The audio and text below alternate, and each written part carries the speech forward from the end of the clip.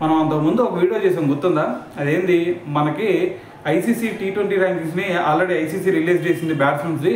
So దాంట్లో చూసుకుంటే విరాట్ కోహ్లీ అన్ని ఫార్మాట్లో కూడా మన T20లో కూడా ఏకంగా 900 పాయింట్స్ సాధించి ఓవరాల్గా ఆల్ ఫార్మాట్స్లో 900 అబోవ్ పాయింట్స్ సాధించిన ఏకైక బ్యాట్స్మెన్గా ఒక వరల్డ్ రికార్డ్ క్రియేట్ చేశాడని చెప్పేసి ఒక వీడియోలో మాట్లాడారు.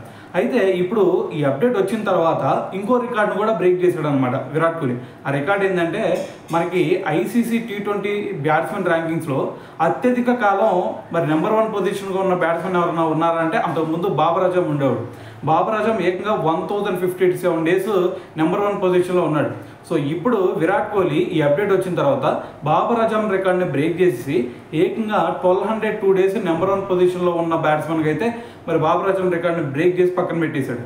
అయితే అంతకు ముందు చూసుకుంటే ఇదే విరాట్ కోహ్లీ 1013 డేస్ నెంబర్ 1 పొజిషన్లో ఉన్నాడు. ఇప్పుడు వచ్చేసరికి ఆ రికార్డ్ని బ్రేక్ చేసి మరి ఏకంగా 1202 డేస్తో మరి ఏకైక బ్యాట్స్మెన్గా అత్యధిక డేస్ మరి నెంబర్ 1 పొజిషన్లో ఉన్న బ్యాట్స్మెన్కి అయితే ఒక వరల్డ్ రికార్డ్ క్రియేట్ చేశాడు అనమాట. సో దీంతో మరి ఈ ఒక్క అప్డేట్తో మొత్తం 2 రికార్డులు కూడా బ్రేక్ చేశాడు.